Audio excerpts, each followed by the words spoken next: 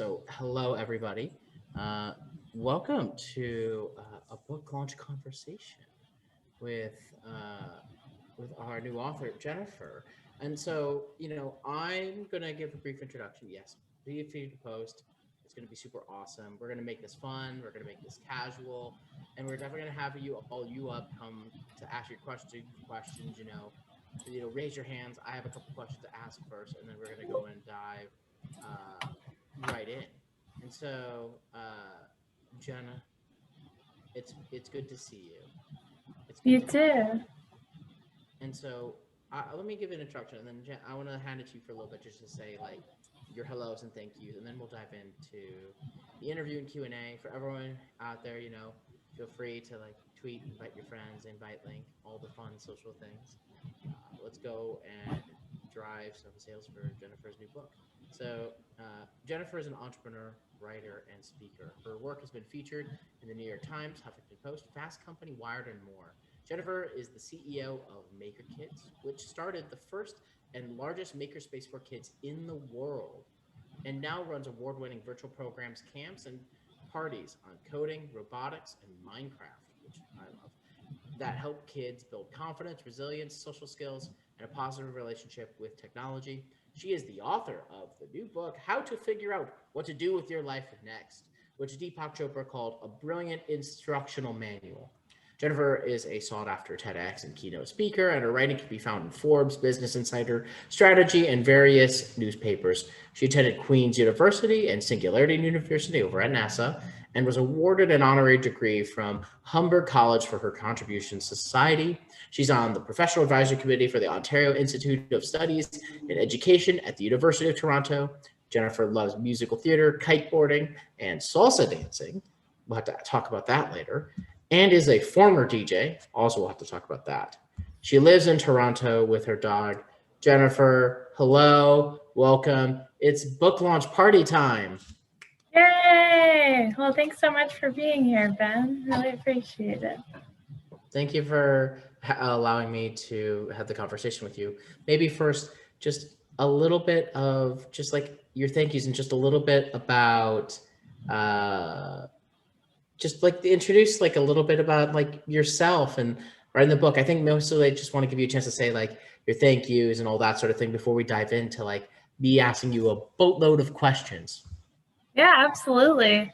Well, thank you so much to my publisher, Dundurn Press, for my writing community, to everyone that I was able to learn from to help me put together this book, to my family. My mom was the initial, promoter of the book and inspiration for me to take it further.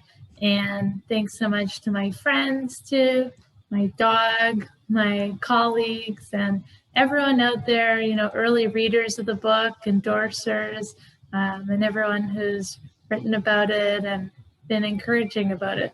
Super appreciate it. I've been wanting to write and publish a book since I was a little girl, in the library, taking out as many library books as I could, and then taking out more on my mom's library card. And here we are.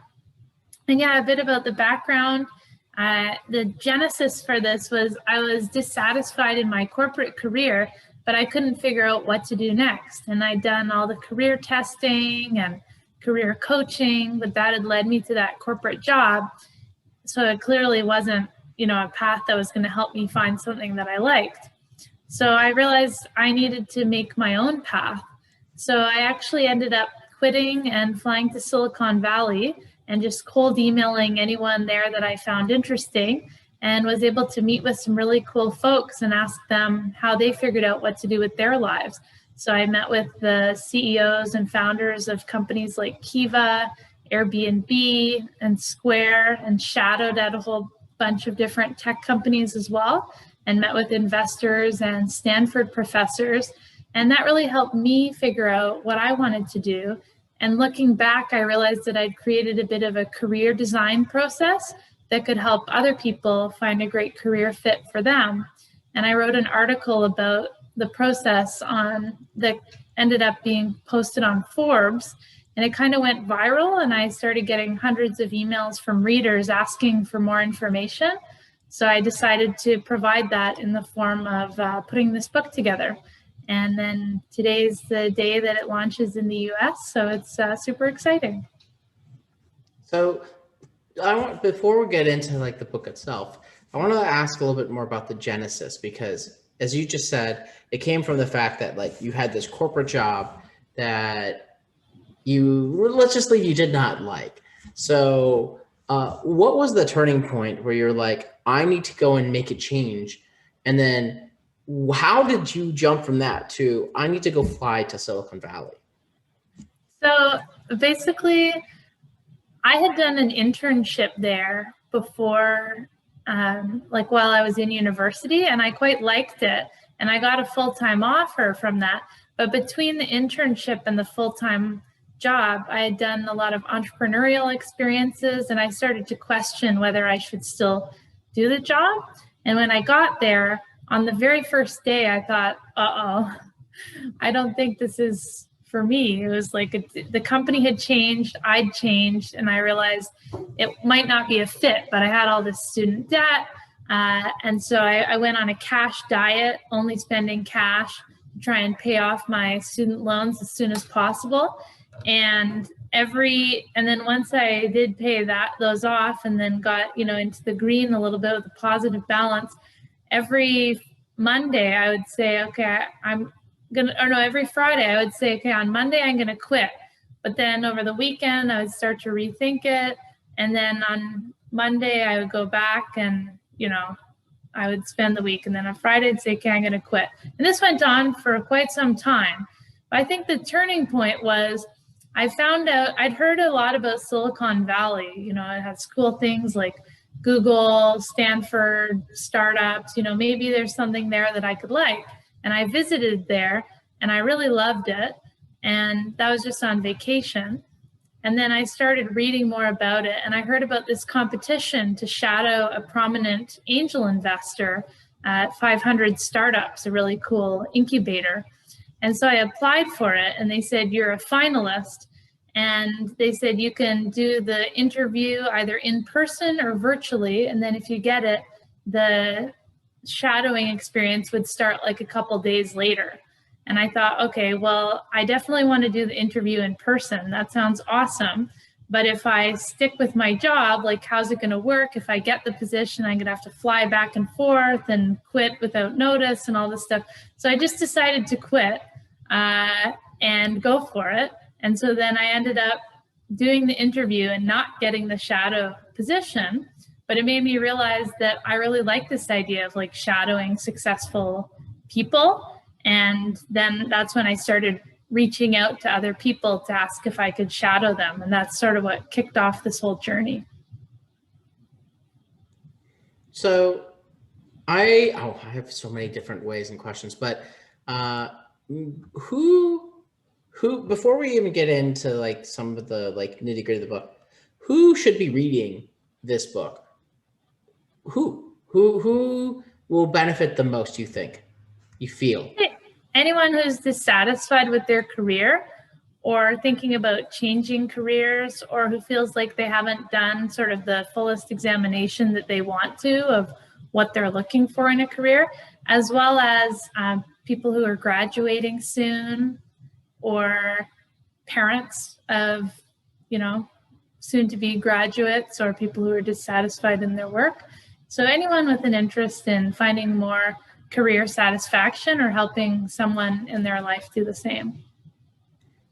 Well, it sounds like if anyone has a cousin or a nephew or niece or son or daughter who is in college now, this book would be a great buy for them. Hopefully it'll help them figure out the things they need to go and do. So I guess a broader question, why, why do you think the book needs to happen now for the world?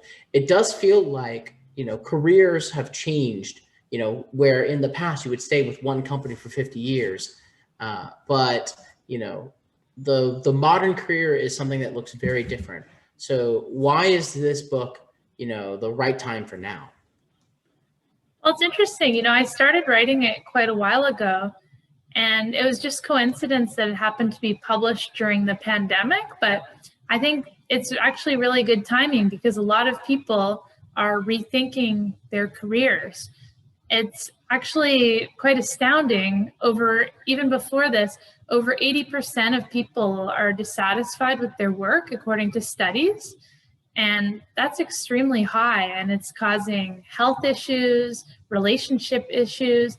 It's a multi-$100 billion productivity crisis in the States alone. And we as global citizens face all these global grand challenges like poverty, water, and education. And some of them are really pressing. And I believe that we need to have more people that have a great career fit of work that they like to do, are good at, can make money at, and that helps the world to be able to solve those pressing challenges. And with COVID specifically, there's so many people who have either been forced to change their work or are choosing to change their work. And so it's a really interesting time that I think is possibly the biggest disruption in work in our lifetimes. And that makes it a good opportunity to think of a new career. And then secondarily, since we're entering the fourth industrial revolution, where robotics and AI are becoming so much more prevalent and replacing so many jobs, and it's said that in 2030, according to a Dell report, 85% of the new jobs don't exist today. So in 9 years, like 85% of the jobs will be new. So it's all about retooling yourself for the new era as well, which I believe will be, a lot of programming these robotics and AI, and then also providing the social emotional skills they lack. So the book sort of covers how to prepare yourself for an uncertain future and pivot in different careers as well. So in the book, you suggest, and by the way, for everyone out there, if you have a question, there is a Q&A section where you can go and write in questions. We may even bring people up to, if we figured out how to go and ask questions, or you can post it in the chat as well. We are pretty flexible here. So you introduced the concept of the prototyping your career method in the book, and that's like a part of the beginning of the book. Can you just talk a little bit about what that methodology is and how you came up with it? Yeah, absolutely. So the idea is, instead of like a spray and pray methodology where you just apply to any job you think might take you, which is the approach a lot of graduates are sort of encouraged to take, you develop a really targeted approach to what it is you really want and then make yourself the best candidate. So instead of, for example, spending 4 or 5 years going to law school and becoming a lawyer without ever having stepped foot inside a lawyer's office, I recommend prototyping careers that you're interested in. So in that instance, doing an informational interview with a lawyer, shadowing with a lawyer for a day or a week, maybe even doing an internship. So that way you can figure out if it's actually something that you might like before investing huge amounts of time and money into a certain path. And I was inspired to get to that conclusion by a conversation I had with this amazing professor at Stanford, was a career counselor of career counselors. So he taught them how to do career counseling. And he'd had actually over 20 careers, including being a postman, professor at Stanford, all sorts of different careers. And I had met with him early on in my journey and said, "Hey, John, I don't know what to do with my career. Do you have any tips? I have all these different ideas." And he said, "Well, see if you can test them out all in small ways." And from there, I sort of applied some of the principles I knew from lean methodology and quantified self and design thinking to develop my process. And part of that was establishing a spectrum of what I call minimum viable commitments, which is kind of like minimum viable product in startup land. But in this case, it's the smallest experience or commitment you can make to see if you like a certain job. So that spectrum would be low commitment things like reading a magazine article to informational interviews, shadowing, and internships. And so when you start off with a lot of different careers you're thinking about, you can try them out in small ways because not everyone may have the chance to as a friend of mine did, do 52 jobs for a week each. So, reading articles and then seeing if you want to narrow down your options from there, and then investing deeper amounts of time and commitment, which can all be done on the side of a full-time job or however much time you'd like to devote to it. So there are a couple of things that came out of that, because like you have like it is a 4-step methodology, although the 4th step does have a bunch of pieces to it. So you talk a lot about like really like before you even go in shadow, like shadowing, which I think is a really big part of it. And I want to dig deeper into it. A lot about like researching a role and like doing the research to really understand like, what does this like career path mean and all that. So like how, like, I'm just starting out. I know that like I hate my whatever job. I want to go and make a switch. What is the first thing that I should be doing? Pretend I really haven't really thought about it ever until today. So I would say the first step that you could do is get to know yourself better. And that might sound kind of weird, like, oh, I already know myself. I live with myself every day. But in design thinking, you think the first step is to empathize with the user of a product and get to know the user better. And in this case, the user is yourself. So things like, what's your purpose? What are your core values? What's your mission? All these different questions, which can be answered through doing things like meditation, journaling, digital detoxes, career testing. So first, there's this whole phase of getting to know yourself. And then from there, it's all about figuring out what the criteria are that you're looking for in a role, like what size of company, how formal or informal, how far from your house, what sort of salary levels, like general aspects like that. And then brainstorming a list of careers that correspond with those criteria that you've set out, and then mapping out a plan for how you can test those out in small ways. And then when you do the testing, the minimum viable commitment or prototyping experience of each, you can then go back to the criteria that you set out and grade those experiences against it to really get a good idea of how good of a fit they are for you, and see if you want to narrow any out before going to the next stage of minimum viable commitments and investing deeper. And then that phase can be sort of as small or as big as you want it to be. The key thing is I'm setting out at the outset, like what your process is going to look like, which might be different from mine. I go into in the book how to create your own process so that okay, this is the process I'm going through. And then once you've reached a certain point in it or finished it, then that's your process, and that's how you decided. And then once you've narrowed down to your top 3 potential options, then it's all about making yourself the best candidate for them. And you may notice that in all of this, I didn't specify like it needs to tie to your educational background or anything like that. I have a friend who's an actress who wanted to become a software engineer. She went to a 9-week boot camp, became a software engineer. I have another friend who studied business and sales in his undergrad, who now writes for the New York Times and the New Yorker, having taken no journalism classes. It's all about making yourself the best candidate and building a portfolio so that you can then get those top choices or top choice that you have for your career. The idea, and so for everybody, hello again. We are talking with Jennifer about her brand new book, Figure Out What to Do with Your Life Next. And I dropped the link in the chat if you want to go get it on Amazon or anywhere else. It is the launch in the US. I actually want to ask a little bit more about this, like this MVC, this minimum viable commitment.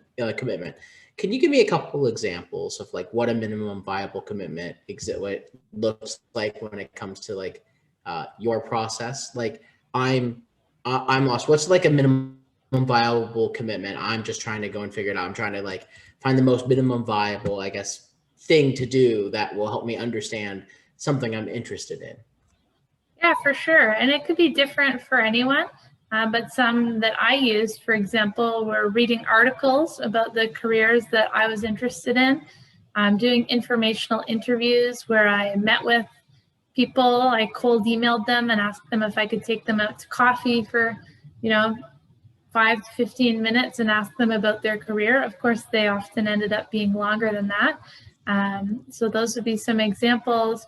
Shadowing, where you go into a company and, that can even range. Like when I shadowed the CEO of Kiva, I was he called me his anthropological observer, and I sat in the corner of his meetings and no one talked to me. I was like a fly on the wall.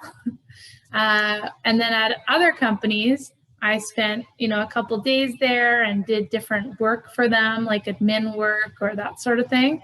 And yeah, so shadowing is a big one, and that ranges. And then you can also do internships.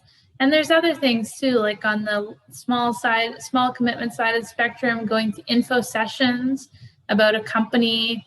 On the higher commitment side, taking courses or trying to build a project and teach yourself about something.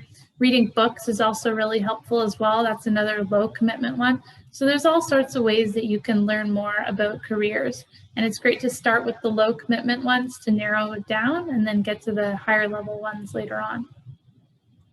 So on the shadowing side, since you mentioned it again, pretend I want to explore being a lawyer or a filmmaker. Could be anything, really. How do I pick the right person to shadow, how do I even get to the point of shadowing somebody? And I guess also related, how did you shadow such amazing people when you were doing your shadowing? Yeah, it's a really good question. So I would argue that if you're interested in law or journalism, for example, shadowing any lawyer or journalist would be helpful for gaining more information about the opportunity. So you could start emailing any connections that you have, or friends of friends that you might have. Let's say you're not sure what kind of law you might be interested in, then you could email all sorts of different types of lawyers. And then once you've narrowed it down and know certain areas that you might be more interested in, then you could take a more targeted approach to email people in, for example, intellectual property law, if that's what you're interested in. And then same with journalism. With COVID, you can even do virtual shadowing too, screen sharing or, video chatting to just be there kind of shadowing. And then or in regions that are allowed to do in person, that's really great. You can go in person and see what the office is like and that sort of thing. You can find people. I did a lot of research on LinkedIn and Google, and also through articles to find people that I was interested in learning from. And then to get a hold of them, I just cold emailed them. In a lot of cases, I guessed their email addresses or I found them online. And I put together a little pitch of why it would be beneficial for them for me to come shadow them. And you might think, well, what's in it for them? It's all a learning experience for me. But I offered things like admin work or strategy work or note-taking, anything that they were interested in, or just the chance for them to reflect on their experiences. So a lot of the folks that I met with, either for coffee or through shadowing, actually said at the end that it had been a valuable experience for them to reflect on their own career choices, something that they may not have thought about a lot for a long time. The thought came up in my head, which is, maybe you and I would just cold email somebody, because I think you and I maybe don't have as much fear as some other people do, although it's always scary to email someone new. For somebody who maybe has it's both scary it's really scary to change careers, especially if you're this is all I've ever known. Will it actually work? And it's scary to do some of the things like emailing people out of the blue. What would you say to those who maybe have, that some of that fear, and how do you either maybe it's not even overcome, but internalize it, or just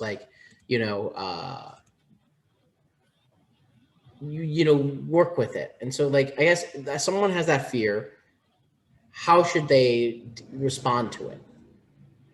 Well, I would say think about what's the worst case scenario if you email someone. And when I was going through that thought exercise, I thought the worst case scenario is they just delete the email or archive it or ignore it. And that's probably not a very bad scenario for me.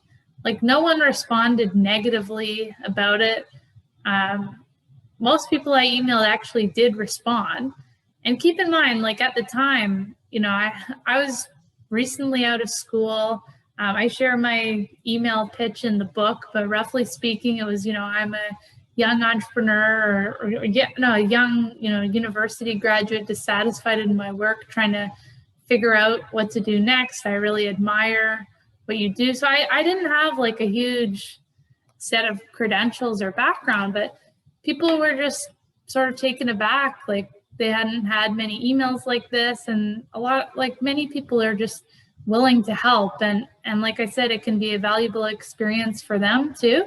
So I would just write yourself your own permission slip and take risks. And thinking about risks, I came across this great quote in The Monk and the Riddle, which is an amazing book I was reading at the time, that, just to paraphrase it, said something like, there's the risk, if you're considering leaving a job, there's risks of, financial loss.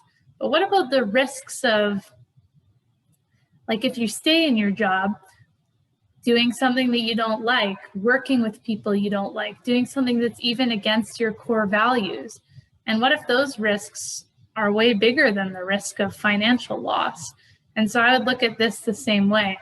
Yeah, there's some risk associated with it, but not really, to be honest. And the gains, I like how Tim Ferriss recommends to, great author, by the way, for those that don't know, recommends to assign values to the risk. Like, the potential benefit of this action could be 8 out of 10, whereas the downside risk could be 2 out of 10. Therefore, it's a good action to take. And I would say this is absolutely a strategy that falls under that sort of scores, at least for me, because the worst that happens is they delete your email. Yeah, those are good and wise words. Let's talk about the methodology a little bit more. And I definitely want to go into a bunch of the advice that you give to in the book, and just your advice for those who are thinking about their careers and thinking about changing their careers, or thinking about their first career, I guess. So, can you walk me a little bit? Can you walk all of us a little bit through the career design process? I know there's several pieces to it, including obviously minimum viable commitments, but at a high level, what is that career design process? I'm maybe I've started really getting closer to figuring out a couple of things that I'm really interested in. The career design process seems pretty suited for trying to really test this out and test out whether or not this is something I'd actually be interested in doing and wanting to do. Is that right? Yeah, definitely. Yeah, I could certainly explain it, and I'll give an example of my own background. So at first, I had no idea what I was interested in. So I started to get to know myself a bit better and identify things like my core values, my mission, thinking about what were some threads that had shown up throughout my life, looking at my career tests, talking to other people about what they saw as my strengths. Those were a number of the different ways that I got to know myself, as well as meditation courses, those sorts of things. And then I set out a list of what I was looking for, which, by the way, was very different than what I'd experienced in that corporate job. So I knew I was looking for a small company that was close to where I lived, that was doing innovative things, that fit at the intersection of what I like to do, what I was good at, and what could help the world, and what I could make money from. And from there, I brainstormed all the different careers that I might be interested in. And that's part of the identifying your options step. So I knew I might be interested in a large nonprofit, joining a large for-profit, starting a nonprofit, starting a for-profit, becoming a venture capitalist, or becoming an author. So those were sort of the 6 that I was most interested in. And of course, there are also questions like, well, what type of nonprofit or for-profit, or what sort of role within it? And so basically, I had those options. They were quite broad. I didn't narrow any out at that time. It was still a brainstorming phase. And then I started to identify minimum viable commitments or ways to test them out. So first I was reading articles about it, about all the different options. And then I moved to doing informational interviews. Through the informational interviews, I learned some information that made me want to cross out the option of being a venture capitalist. So now I was down to my 5 broad options. And then I found more informational interviews to see if I was still interested in those or if there's anything I wanted to cross out.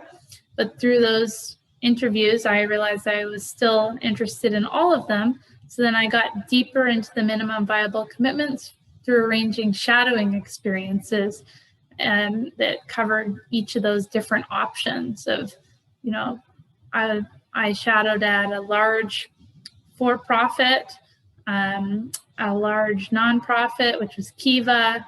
I also shadowed at a small startup company, a for-profit, and I got to know some writers as well to learn more about their experiences.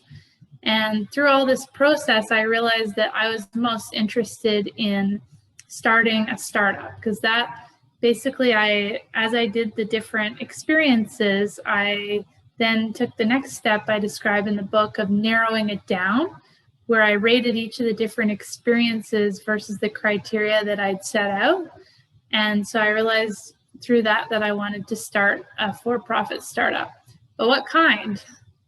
Well, I ended up getting into this program, an education program, the Singularity University one, and they asked us there to identify like which of the global grand challenges were most interesting to us and that we wanted to focus our careers on, things like poverty, water, and education.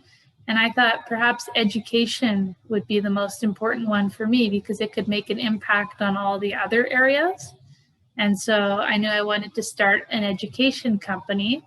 And then I got started with Maker Kids, which runs, as we said, the coding programs and technology programs for kids. So through there, I had narrowed it down to my top option, and then made myself the best candidate possible for this career by teaching myself different concepts that would be helpful for it, getting into courses and education programs to help me learn how to become an entrepreneur and making connections in those regions. The same would go for if you were to be joining a company, figuring out how to make yourself the best candidate. That's one of the key steps.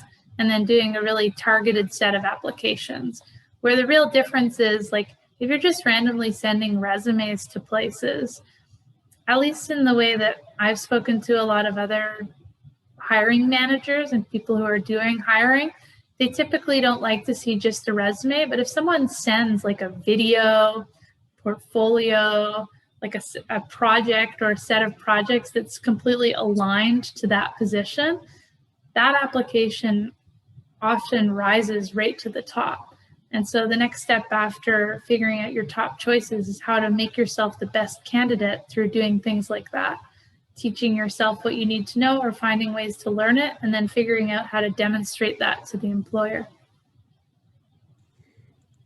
All right. So now you've walked us through, I maybe like the detailed process trying to go and figure it out. Now let's pretend that I have decided to either, it almost doesn't matter, right? I've decided to, start a company in the education space, or maybe I've decided that I really, really want to become a penguin zookeeper, which is a real job, and I have friends who do that. Now I have to actually go close the deal and write about this. So we're not going to give away the entire book. We want everyone to go and buy the book, read the book, and then go tell their friends to go buy the book, and then go buy another copy of the book to go and give to another friend who's thinking about this, or to their nephew or niece. All right. So everyone 3 books. So the question is only one piece of advice I have decided I want to get this job at this company. How do I close the deal? Okay, so one piece of advice. Don't give everything. Okay, sure. One piece of advice would be to, if you know you want this job at this company, to find someone in that position and figure out what they did. And it may be, you know, at a related or similar company, in case you're worried about, you know, bearing it all to a potential colleague or person who will be hiring you. But figuring out what it was that they did that got them there, or what you could do to show those skills. And to, for example, take a course or start teaching yourself the skills that you could use to show that employer those skills. Love it. All right. So we're getting into a little bit more of advice section, as everyone can maybe tell. If you have questions, please, you can raise your hand or the Q&A section, especially that we'll see in the Q&A, and I'll go ask the questions in the Q&A section. We'd love to hear from you. There's also the chat. So you talk about the resume, and the resume is like this like whole crazy thing. Like I always even find it just like a crazy, like unique relic of like the job hunting process. Same thing. One piece of advice. I figured out something. What do I need to do to have a resume that's going to actually like stand out? Similar thing. Try and get a hold of resumes from people who have achieved the jobs, like getting the jobs that you're interested in. And you may have made those contacts through informational interviewing. And then figure out how to make your resume look similar or even better. Make sure it's well designed and doesn't have any mistakes or wrong company names or anything like that, of course. I mean, the proofreading, I think, is obviously a really important piece. All right, different one piece of advice. So you also have a chapter on the cover letter. And so the cover letter is also like, you know, the company that I serve, we hire a lot of people. Some people write cover letters, some people don't. I tend to actually really like seeing great cover letters. What makes for a great cover letter? Well, yeah, the first step would be to include a cover letter. I also love looking at cover letters and seeing that people have taken the time to write and submit them. And then I would say the key thing is to figure out like the top 3 things that company or that position are looking for, and then to write it almost like an essay where there's a paragraph dedicated to each and how you fit those criteria and will bring value to the company, with an intro at the top that outlines, you know, those 3 aspects. And then, you know, paragraph 1, I'm a good fit because, you know, great at marketing, outline all the ways you're great at marketing because you're, let's say, applying for a marketing position. Paragraph 2, maybe leadership, if that's something they're looking for, and all the ways that you've demonstrated leadership. Paragraph 3, you know, whatever other criteria it is they're looking for, maybe it's user experience or something, and outlining that. And then at the end, concluding, you know, I'm a great fit because of those 3 reasons. And then making sure to include your contact info as well. All right. So make sure to include the cover letter. But I love the like step-by-step process there for like structuring one. So you talk also, like, I know I'm going a little bit like on the online brand side. And so I've given this advice, especially to journalists, where your online brand is a really critical piece of getting a job as a young journalist, especially since, you know, in journalism, distribution is everything. So should everyone be thinking about their online brand no matter which job, or is it about specific roles? And just like, what's something that someone could be doing? Maybe they have never built an online brand before. What's just like, that's an intimidating thing for some. What's just like one thing that someone could do to get started to start building the online brand or improving it? Yeah, I think the online brand is relevant for everyone because these days, a lot of employers, if not most or all, Google prospective employees before hiring them. And yeah, exactly. Looking them up. And I would say one really important step that's probably the most important is to do a cleanup job.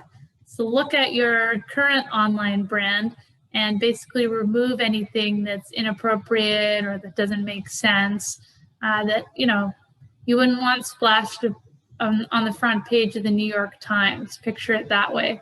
of employers looking you up and then seeing, photos that might not be the most professional. Maybe those are better suited for making those private or making those viewable only to, your friends and family on a closed network. So that would be the most important thing, I would say. All right. We've gone through the process. Now you've landed maybe the interview, which is like that last step to actually like getting the role. Where do people mess up the most when it comes to the actual interview with their, I guess, their new dream job, if you would say? So like, where do people make the common mistake, and like, what's the thing they should be doing? I think one of the most common mistakes is not having an in-depth knowledge of the company. Like, it's so important to go into an interview having researched the company in depth, like watch talks by the CEO, read about the roles and the career paths, looked at their social media, looked at their mission, looked at what some of their new initiatives or recent press have been. And often that's a step that gets missed. I've even heard of candidates coming in not really knowing what the company is when they arrived at the interview, but that's information that could be basically found easily on the internet. So I'd recommend doing some deep research on the company before getting into the interview. And ideally, deep research on the people that you'll be meeting with as well. So you can then ask them questions and become prepared with questions for them as well. Okay, now I have, I guess, gone through the process of figuring, like landing that like dream role. I guess I have actually, before I go in like next set of questions, because there's a lot of uncertainty for a lot of people as they try to go and figure this out. But a lot of this work, a lot of this book is informed by a lot of interviews you did and a lot of conversations you had and a lot of the people you met. Can you talk maybe just a little bit about some of the interviews you did, how you got them, and just like who those people are? Definitely. So one of my favorite anecdotes is shadowing the CEO of Kiva, an amazing microloans company, for those that don't know. And he had me shadow him throughout his day and, observe all his meetings. And one of the key insights that I had, this was like before I developed a meditation practice. It was quite some time ago. And so part of it was he said, okay, during lunchtime, we're going to sit under this fountain. So we walked down the road in San Francisco, sat under a fountain. He said, okay, now we're going to be silent. And then afterwards, he told me that was like the most important or one of the most important parts of his day. And that was a real revelation to me because I hadn't thought that much about mindfulness at that time or how helpful it could be to business. So I learned little anecdotes like that. And he told me about a really cool book called After the Ecstasy, the Laundry, which talks about how there's all these like tricky parts of doing business. But there's also a lot of amazing parts. And it's like mixing, winning awards with paying payroll and all these ups and downs. So I learned that from him. And then I had also I met with one of the founders of Airbnb, Joe Gebbia. We went for coffee, and I had found these people and arranged these just through cold emailing them, like I said, guessing their email address and crafting a pitch. And we went for coffee, and I learned from him about how he'd chosen to do this. And he was just like dripping with passion. Even the coffee shop he'd recommended was this amazing, super artful one. And he said things like, look at that window across the street. Like previously you couldn't have accessed that, but now we've unlocked it and you can go stay there and you can meet those people. And so that taught me like how important passion is and how much it informed their story of, for those who hadn't heard about it, pitching hundreds of investors and being rejected and sleeping on air mattresses, like 3 of them to an apartment for years, ending up selling cereal in order to survive. And he told me when we were there that they'd actually ended up eating that cereal as their main sustenance for quite some time. So it really taught me the importance of passion for your career and also resilience. What do you do? Okay, so I have just a few more questions, and then I have a secret lightning round for you because I have a secret lightning round for you because I also want everyone to get to know you personally. For those who don't know you, so you didn't even prepare for it, so you should be get ready, everyone, to hear the lightning round. But say I've gone through all this and I still have no clue. I'm like only maybe a little bit closer. I'm really struggling. I'm like indecisive about which path to go. Maybe I'm like, there's two different paths. There's a bunch of different paths. Do you have any advice for someone who would be in that position? Yeah, I would say choose something, because choosing nothing is also a choice. And you'll learn so much more by choosing something than by choosing nothing. So just choose one of them, make your best, most educated guess, and then see how you can also devote a small amount of time to that other one that you were considering as well, if you want. Because people these days can have a portfolio of careers. You could have a side hustle, you could work on it at night, and then you could experience both. And if you need to make a transition, then you would have been doing one of them as a side hustle, which will have helped you build up a portfolio of projects and make it easier to transition into that. At the very end of your book, you apply the methodology that you've developed here and you tell everyone that you can actually apply it to basically anything else in life. Can you give maybe one example of like where this methodology might actually help me make a decision, an important life decision? I guess prototyping my life, as you would say. Absolutely. You can apply it to housing, for example, like whether you want to live with roommates, whether you want to live alone, whether you want to do something called co-housing, where you're living with other people and cooking communally. There's like lots of cool communities like that. So you could test out each of these different options in small ways, or interview people, or just go for coffee with them more formally and ask them questions about it to help see which ones you'd be interested in, and then see how you can test them out in small ways. Maybe spend a week there. If some of them have an Airbnb option or couch surfing, or test them out for a couple months to see which ones you're most interested in. All right. So I guess if I was like thinking about relationships or thinking about even like, I guess two major decisions, being able to prototype it out before going down a path, or at least helping me understand it. Okay. So I have one or two more questions after, but I'm going to go and jump into the lightning round. And again, for anyone in the audience, you have a question, feel free to raise your hand. But are you ready for the lightning round? Yes, indeed.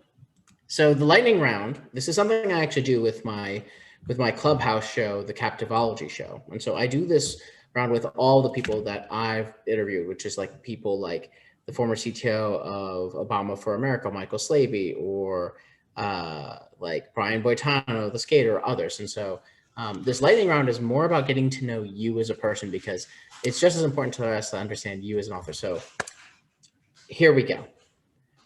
You only get 1 to 2 sentences to answer each of these questions, all right? And I will cut you off if you go too long. Tell me just a TV show or a movie recently that captured your attention. Ooh, Modern Love. Ooh, that's a good one. I've seen an episode. I have to go and like watch more of that. Any person who's recently captured your attention. Suleika Jaoud. I don't know if I'm pronouncing it right, but I love her book, Between Two Kingdoms. Ooh, and what is between? Because actually, a book you read is one of the questions I would ask. Tell us about one to 2 sentences about that book.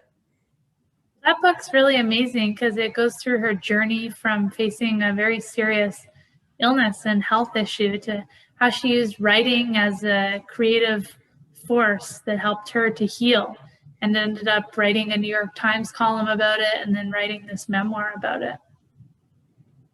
Okay, awesome. A social issue that everyone you think should pay attention to? Well, I think education for sure. That makes sense. All right. Is there a startup that has captured your attention?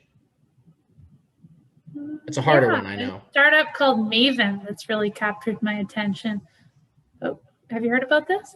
Well, we're gonna have to tell everyone about Maven in one or two sentences. It's cohort-based courses, and it started it's software for cohort-based courses, and it was started by the founder of Udemy. Oh, awesome! That's right. I think I've seen this. Mm-hmm. All right, we only have 4 more. You're almost there. Favorite drink? It can be an alcoholic drink. It can be a non-alcoholic drink. What's your favorite drink? Non-alcoholic beer. Non-alcoholic beer. Interesting choice. That is the first time I've heard that one. Tastes good. No after effects. It's good. No after effects. You heard it here first. A hobby that you took up during the pandemic. I took up stand-up paddleboarding. I bought an inflatable stand-up paddleboard, and I would bring it to a river near where I live and just sup up and down it. It was amazing. There were like beavers and herons and all sorts of wildlife there. That is also the first time I've heard stand-up paddleboarding as being the hobby, and that is an amazing hobby. You have to send post a picture later of you doing the stand-up paddleboarding. Last 2. So a charity or nonprofit that you love or support. Yeah, that would be Kiva. I really love how they do the microloans for entrepreneurs in developing countries. I think it's so empowering. That was just a layup for me, wasn't it? All right. Last one from the lightning round. A piece of advice, any piece of advice for everyone out there. It's possible to find a career that is a good fit for you. I spent a long time thinking it wasn't, and that, there was no hope, that everyone hated their jobs, and that people who said otherwise were lying. But I've now realized it truly is possible to find work that you can be satisfied in and that you like. And nice, and congratulations, you survived the lightning round. Whew. I know you didn't expect that. I always put that onto people, but see how quickly we get to know you. I have 1 or 2 last questions because I know we're really running up at time. So I want to make sure that we hit everything. So is there any other final key takeaways that maybe we missed that you think everyone here should know about from your book? Let's see.